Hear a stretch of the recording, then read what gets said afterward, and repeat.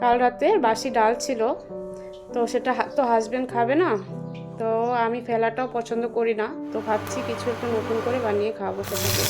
তারপর ফোড়নে দেব গোটা জিরা, শুকনো লঙ্কা, রসুন কুচানো আর পেঁয়াজ দিয়ে দিয়েছি। এটাকে লাল লাল করে ভাজা হয়ে গেলে সেখানে দিয়ে দেবো জিরা, কাঁচা লঙ্কা।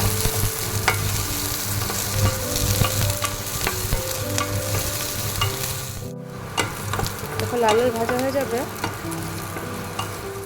সেখানে আমি ডালিয়া ধুয়ে রেখেছিলাম, সেই ডালিয়াটা দিয়ে দিয়েছি।